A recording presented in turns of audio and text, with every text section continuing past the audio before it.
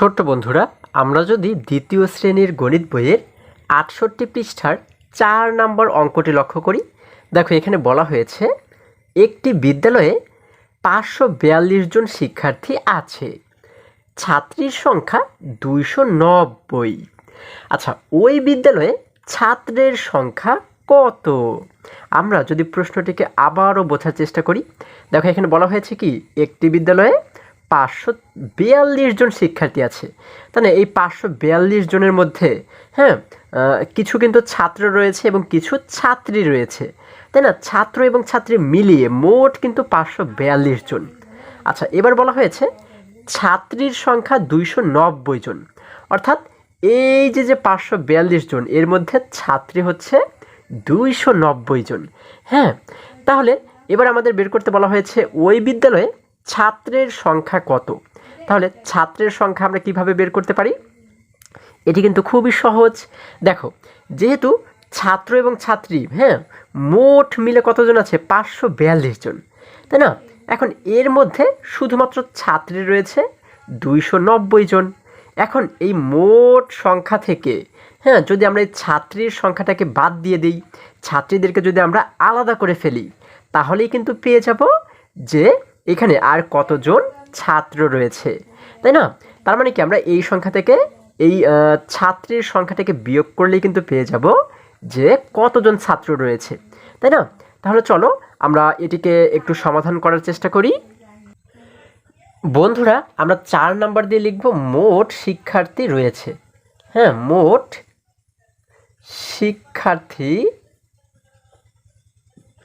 মোট শিক্ষার্থী আছে কতজন? আমাদের বলা হয়েছে মোট আছে হচ্ছে, আমাদেরকে কিন্তু বলা হয়েছে ৫৪২ জন, তাই না? আমরা এখানে লিখলাম ৫৪২ জন। আচ্ছা, মোট শিক্ষার্থী আছে ৫৪২ জন। এখন এর মধ্যে ছাত্রী কতজন? ছাত্রী কিন্তু ২৯০ জন। আমরা নিচে লিখব ছাত্রী আছে কতজন? ২৯০ জন, তাই না? আমরা এই ৫৪২-এর নিচে কিন্তু লিখব ২৯০। এখানে জন রয়েছে, আমরা লিখে দেব জন। তোমাদের কিন্তু অবশ্যই মনে রাখতে হবে, যখন আমরা এইভাবে কথার অঙ্ক সমাধান করব, তখন একটি সংখ্যার নিচে কিন্তু আরেকটি সংখ্যা আমাদের লিখতে হবে, ঠিক আছে? আচ্ছা, এরপর আমরা এইভাবে একটি দাগ দিয়ে কি করব? উপরের সংখ্যা থেকে যেহেতু নিচের সংখ্যাটিকে বিয়োগ করব, এই জন্য আমরা এখানে আগে একটি বিয়োগ চিহ্ন দিলাম। এখন যদি বিয়োগ করি, দেখো আমাদের উপরে আমরা জানি কি বিয়োগের ক্ষেত্রে শেষের সংখ্যা থেকে প্রথমে কিন্তু শেষের সংখ্যাকে বিয়োগ করতে হয়। এখানে উপরে রয়েছে ২, নিচে রয়েছে ০। ২ থেকে ০কে যদি আমরা বিয়োগ করি তাহলে কত থাকে? আমরা জানি ২ থেকে যদি ০ বিয়োগ হয়ে যায়, ০ মানে তো কিছুই না, তাই না? ২ থেকে ০ বিয়োগ হলে কিন্তু আমাদের ২ থেকে যায়, তাই না? আমরা এই সোজা লিখে দিলাম সেই ২। এবার দেখো মাঝের দুটি অঙ্ক লক্ষ্য করো, এখানে বলা হয়েছে উপরে ৪, নিচে বলা হয়েছে ৯। এখন আমরা কি ৪ থেকে ৯কে বিয়োগ করতে পারবো? পারবো না। কেন? কারণ ৪ কিন্তু ছোট, তাই না? এবং ৯ হচ্ছে বড়। আমরা জানি কি বিয়োগের ক্ষেত্রে উপরের সংখ্যাটিকে বড় হতে হয় এবং নিচের সংখ্যাটি ছোট হতে হয়, তাই না? কারণ কখনোই ছোট সংখ্যা থেকে বড় সংখ্যা বিয়োগ করা যায় না। এখন এই ৪কে, এখন ও তো রয়েছে শুধুমাত্র ৪, তাই না? এই ৪টাকে আমরা কিভাবে বড় বানাতে পারি? দেখো পাশে যে ৫ রয়েছে, এই ৫-এর কাছ থেকে এক ধার করে ৪-এর কাছে আমরা নিয়ে আসবো, ঠিক আছে? ওর কাছ থেকে যদি এক ধার করে আমরা এই যে এক ধার করে যদি ৪-এর কাছে নিয়ে আসি, এখন ১ এবং ৪ মিলে কত হয়ে গেল? ১৪ হয়ে গেল, তাই না? এবারে কিন্তু এটি ৯-এর চাইতে বড়। এখন দেখো ১৪ থেকে ৯ কিভাবে বিয়োগ করব? আমরা এই ৯-এর পর থেকে ১৪ পর্যন্ত গণনা করব, দেখব যে মাঝখানে কয়টি সংখ্যা রয়েছে। আচ্ছা, দেখো যদি গণনা করি, ৯, ৯-এর পর থেকে গণনা করো, ৯, ১০, ১১, ১২, ১৩, ১৪। তাহলে আমরা এখানে মোট কয়টি সংখ্যা পাচ্ছি? ১, ২, ৩, ৪, ৫। আমরা কিন্তু এখানে মোট ৫টি সংখ্যা পাচ্ছি, তাই না? এই ৫কে লিখে দেবো আমরা এই সোজা মাঝখানে লিখে দিলাম ৫। আচ্ছা, এবার যদি প্রথম দুটি অঙ্ককে লক্ষ্য করি, দেখো এখানে উপরে কিন্তু আমরা দেখতে পাচ্ছি ৫, কিন্তু এখানে কি ৫ রয়েছে? না বন্ধুরা, আগে এখানে ৫ ছিল। ৫ থেকে আমরা কি করেছি? এই যে ৪-এর কাছে এক ধার করে দিয়েছিলাম, মনে আছে? সেই ১ কমে গিয়ে ৫ এবারে কত হয়ে গেল? ৫ থেকে ১ কমলে ও কিন্তু হয়ে গেল এবারে ৪, তাই না? এবার ৪ থেকে বিয়োগ করব নিচের ২কে। কিভাবে বিয়োগ করব? ২-এর পর থেকে ৪ পর্যন্ত গণনা করো। দেখো ২, ৩, ৪, এই যে 3 4 কয়টি সংখ্যা পাচ্ছি আমরা? একটি দুইটি সংখ্যা পাচ্ছি। তাহলে আমরা এই সোজা লিখে দেব 2। কত লিখব? 2 লিখে দিলাম। তাহলে আমাদের মোট হয়ে গেল 252 জন। তাহলে আমরা এই যে শেষে জন রয়েছে আমরা লিখে দিলাম জন। এটি দ্বারা আমরা কি বুঝতে পারি? এটি দ্বারা কিন্তু আমরা বুঝতে পারি, হ্যাঁ, যে 290 জন যদি ছাত্র থাকে তাহলে 252 জন হচ্ছে ছাত্র রয়েছে। এটি দ্বারা আমরা বুঝতে পারি ছাত্র রয়েছে 252 জন। আমরা এখানে লিখব সুতরাং ছাত্র আছে কতজন? 252 জন। এটিই কিন্তু আমাদের উত্তর। হ্যাঁ, আমরা উত্তর দিয়ে লিখব 252 জন ছাত্র, তাই না? আচ্ছা, তাহলে আশা করি সকলেই তোমরা এই অঙ্কটি বুঝতে পেরেছো। এবার যদি আমরা আবারও বইয়ের কাছে ফিরে যাই, দেখো বন্ধুরা, আমরা যদি এবারে আরেকটু নিচে অর্থাৎ 5 নম্বর প্রশ্নটি লক্ষ্য করি, দেখো এখানে বলা হয়েছে বিজয়পুর গ্রামের শিশুদের সংখ্যা 334 জন, তাদের মধ্যে 315 জন টিকা নিয়েছে, কতজন টিকা নেয়নি? আচ্ছা, আমরা যদি আবারও প্রশ্নটিকে বোঝার চেষ্টা করি, এখানে বলা হয়েছে যে বিজয়পুর গ্রামের শিশুদের সংখ্যা হচ্ছে 334 জন, তার মানে ওই গ্রামে মোট শিশু রয়েছে 334 জন, তাই না?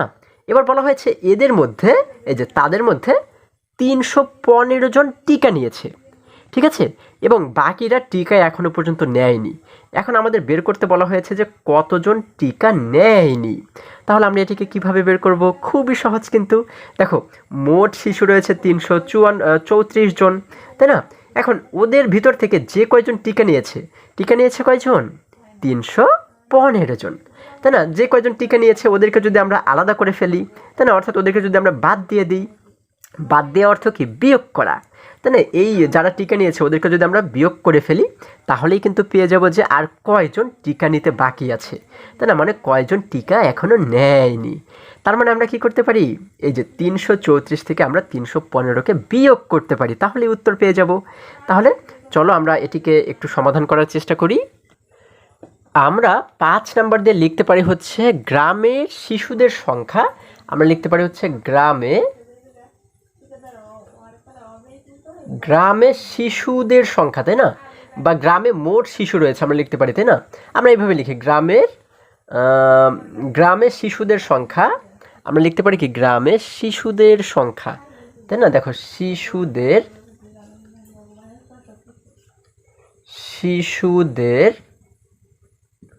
সংখ্যা কতজন? আমাদের বলা হয়েছে মোট শিশু রয়েছে 334 জন, আমরা লিখলাম 334 জন। এবার এদের মধ্যে টিকা নিয়েছে কতজন? আমরা লিখব টিকা নিয়েছে, দেখো টিকা নিয়েছে কয়জন? আমাদের বলা হয়েছে যে টিকা নিয়েছে 315 জন, তাহলে এই সংখ্যার নিচে লিখব 315 জন, তাই না? টিকা নিয়েছে 315 জন। এবার আমরা কি করব? এইভাবে একটি দাগ দিব। এখন আমরা এই উপরের সংখ্যা থেকে নিচের সংখ্যাটিকে যদি বিয়োগ করি তাহলেই পেয়ে যাব যে আর কয়জন টিকা নেয়নি, তাই না? এই জন্য আমরা কী করবো? এখানে একটি বিয়োগ চিহ্ন দেবো, যেহেতু বিয়োগ করতে হবে আমাদের, এই জন্য আমরা কী করবো? একটি বিয়োগ চিহ্ন এই জায়গাতে দিয়ে দিলাম। এই যে একটি বিয়োগ চিহ্ন আমরা এখানে দিয়ে দিলাম। এখন বিয়োগ করো, দেখো এখানে শেষে রয়েছে 4, এখানে শেষে রয়েছে 5। আমরা কি 4 থেকে 5কে বিয়োগ করতে পারবো? পারবো না। কেন? কারণ এই উপরের সংখ্যা কিন্তু ছোট, 4 ছোট 5 বড়। আমরা জানি বিয়োগের ক্ষেত্রে কি হয়? উপরের সংখ্যা বড় হতে হয়। তাহলে এই যে 4 রয়েছে, এই 4কে আমরা কিভাবে বড় বানাতে পারি? এই দেখো পাশে যে 3 আছে, 3-এর কাছ থেকে 1কে ধার করে আমরা 4-এর কাছে নিয়ে আসলাম, ঠিক আগের অঙ্কের মতো, তাই না?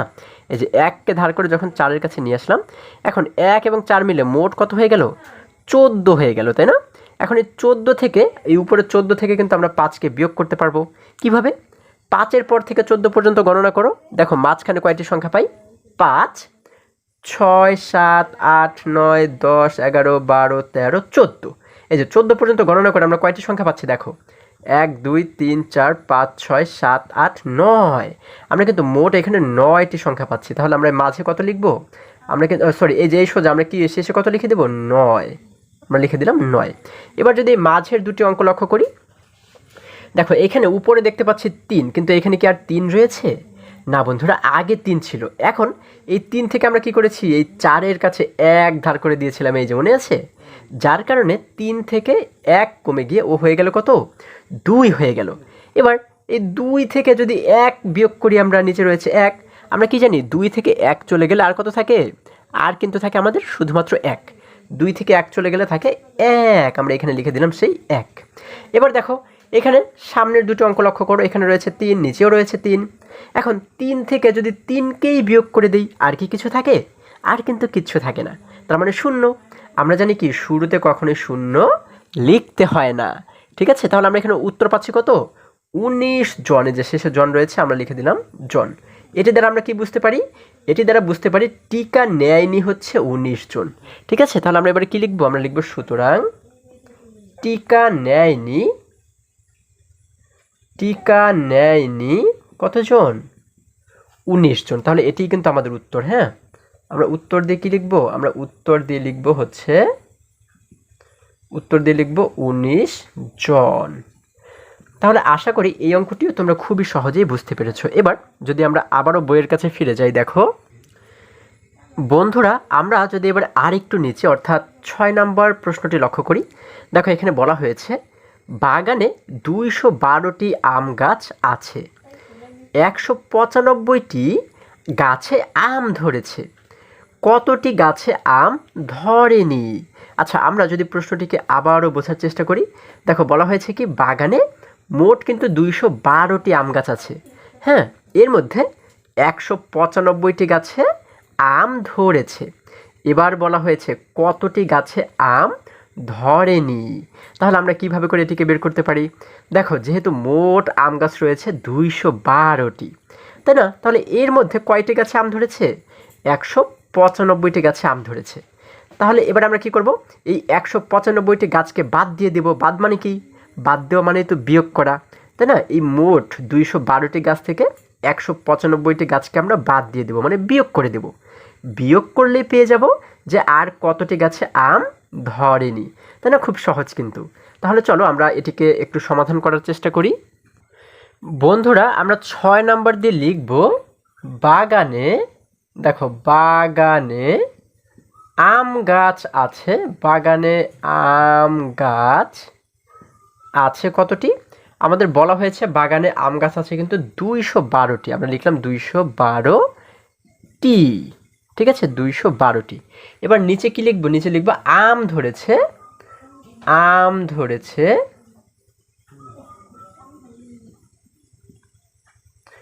আম ধরেছে কতটিতে, আম ধরেছে তো 195টিতে, তাই না, 195টি।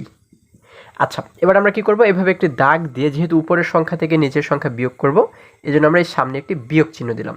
এবারে বিয়োগ করি, দেখো এখানে শেষে রয়েছে 2, নিচে রয়েছে 5। 2 থেকে আমরা কি 5কে বিয়োগ করতে পারবো, পারবো না। কেন, কারণ উপরের 2 কিন্তু ছোট, তাই না, বিয়োগ করতে গেলে উপরের সংখ্যা বড় হতে হয়। এখন এই 2টাকে আমরা কিভাবে বড় বানাবো, দেখো পাশে যে 1 রয়েছে, এই 1টাকেই আমরা এই 2-এর কাছে নিয়ে আসলাম, ওর কাছে আমরা 1 নিয়ে আসলাম। তাহলে দেখো 1 যদি ওর কাছে নিয়ে আসি, তাহলে আগে কিন্তু ও ছিল এখানে 1, এখন 1টাকেই তো ওর কাছে দিয়ে দিল, তাহলে 1 চলে গেল, ও হয়ে গেল কত, ও কিন্তু এবার হয়ে গেল 0, তাই না। ওর কাছে আগে 1 ছিল, এখন কিছুই নেই, মানে 0। এবং এই 2-এর কাছে যখন 1 আনলাম, 1 এবং 2 মিলে মোট হয়ে গেল কত, 12 হয়ে গেল। এখন এই 12 থেকে আমরা কিন্তু 5কে বিয়োগ করতে পারবো, তাই না। কিভাবে বিয়োগ করব, 5-এর পর থেকে 12 পর্যন্ত গণনা করো, দেখো মাঝখানে কয়টি সংখ্যা পাই, দেখো 5, 6, 7, 8, 9, 10, 11, 12। আমরা এখানে মোট কয়টি সংখ্যা পাচ্ছি, 1, 2, 3, 4, 5, 6, 7, মোট কিন্তু 7টি সংখ্যা পাচ্ছি। তাহলে আমরা কি করব, এই সোজা লিখে দেব 7। এবার যদি এই মাঝের দুটি অঙ্ক লক্ষ্য করো, এখানে আগে কিন্তু 1 ছিল, এখন আর 1 ধরা যাবে না, ওকে ধরতে হবে কত, 0 ধরতে হবে। হ্যাঁ, এই যে ওকে ধরতে হবে কিন্তু শুধুমাত্র 0। আচ্ছা, তাহলে 0 থেকে আমরা কি 9কে বিয়োগ করতে পারবো, পারবো না। কেন, কারণ 0 ছোট। ওকে এবারে বড় বানাবো কিভাবে, এই যে পাশে যে 2 রয়েছে, 2-এর কাছ থেকে আমরা 1কে ধার করে এই 0-এর কাছে নিয়ে আসলাম। এখন 1 এবং 0 মিলে কত হয়ে গেল, 10 হয়ে গেল, তাই না। এবার এই 10 থেকে আমরা কিন্তু নিচের 9কে বিয়োগ করতে পারবো কিভাবে, 9-এর পর থেকে 10 পর্যন্ত গণনা করো, 9, 10, আমরা কয়টি সংখ্যা পাচ্ছি, 9-এর পরে আবারও দেখো 9, 10, আমরা কিন্তু 10 পর্যন্ত গণনা করে শুধুমাত্র একটি সংখ্যা পাচ্ছি। তাহলে আমরা এই 1কে লিখে দেবো কোথায়, এই সোজা লিখে দেবো 1। আচ্ছা দেখো আমি উপরে যে 0 লিখেছি, তোমরা কিন্তু 0 লিখবে না, তোমরা মনে মনে এটিকে ধরবে। হ্যাঁ, আচ্ছা, এবার যদি সামনের ঘরে চলে যাই, এখানে উপরে রয়েছে 2, নিচে রয়েছে 1। এখন উপরে যে 2 দেখতে পাচ্ছি, এখন কি আর 2 রয়েছে? না বন্ধুরা, আগে 2 ছিল। 2 থেকে আমরা কি করেছি? 1কে ওর কাছে ধার করে দিয়েছিলাম। সেই জন্য 2 থেকে 1 কমে গিয়ে এই 2 হয়ে গেল কত এবারে? শুধুমাত্র 1। ও কিন্তু এবার 1 হয়ে গেল। এখন এই উপরের 1 থেকে নিচের 1কে বিয়োগ করলে আর কি কিছু থাকে? আর কিন্তু কিছুই থাকে না, তাই না? তার মানে কি? শূন্য। কিন্তু আমরা কি জানি? শুরুতে কখনোই শূন্য লিখতে হয় না। তাহলে আমরা কি পাচ্ছি? আমরা কিন্তু এখানে মোট পাচ্ছি 17টি। শেষে টি রয়েছে, আমরা লিখে দিলাম টি। এটি দ্বারা আমরা কি বুঝতে পারি? এটি দ্বারা বুঝতে পারি হচ্ছে যে কয়টি গাছে আম ধরেনি? আম ধরেনি 17টি গাছে। ঠিক আছে? তাহলে আমরা এখানে লিখতে পারি, সুতরাং আম ধরেনি